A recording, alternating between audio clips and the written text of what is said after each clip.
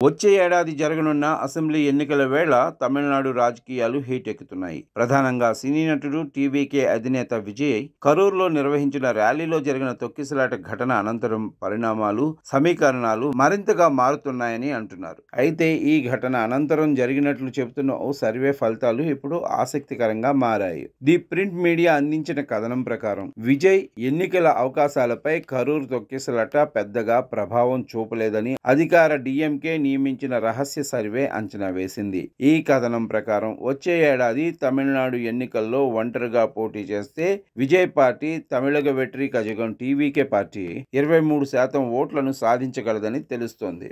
ఈ కథనం ప్రకారం ఎన్డీఏ కూటమిలో ఉన్న బీజేపీ, అన్నా డీఎంకేలతో టీవీకే పార్టీ చేతులు కలిపితే ఆ రహస్య సర్వే డీఎంకేకు 50%, ఎన్డీఏకు 35%, సిమాన్ నేతృత్వంలోని ఎన్డీఏకు 12%, ఇతరులు 3% ఓట్లు రావచ్చని తెలిపింది. అయితే అన్నా డీఎంకేలోని అంతర్గత ఘర్షణలు, బీజేపీ సైద్ధాంతిక వ్యవహారాలు తమిళనాడులో కూటమి ఓట్లను పరిమితం చేయవచ్చని సర్వే అంచనా వేసింది. ఇక టీవీకే పార్టీ ఒంటరిగా పోటీ చేస్తే ఎలాంటి ఫలితాలు వచ్చే అవకాశం ఉందనేది ఈ సర్వే వెల్లడించినట్లు కథనం పేర్కొంది. ఇందులో భాగంగా డీఎంకే బీజేపీ ఓట్ల ఓటా 45%, అన్నా డీఎంకే ప్లస్ బీజేపీ కూటమి ఓట్ల వాటా 22%కి తగ్గవచ్చని, అదే సమయంలో విజయ్ పార్టీకి 23% ఓట్లు వస్తాయని, సిమాన్ ఎన్డీఏకు మద్దతు 5%కి తగ్గవచ్చని సర్వే అంచనా వేసింది.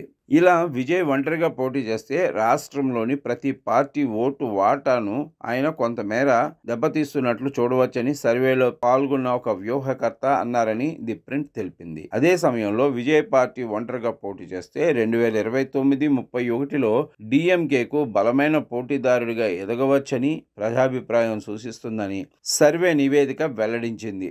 ఈ సందర్భంగా స్పందించిన డిఎంకే ఎమ్మెల్యే సివిఎంపి ఎజిలరసన్ చాలా మంది పార్టీ సభ్యులకు ఈ రహస్య సర్వే గురించి తెలియకపోయినా రాబోయే అసెంబ్లీ ఎన్నికలు డిఎంకే, ఎన్డీఏల మధ్య సైద్ధాంతిక యుద్ధంగా మారవచ్చనే నమ్మకాన్ని ఈ ఫలితాలు బలపరుస్తున్నాయని అన్నారు.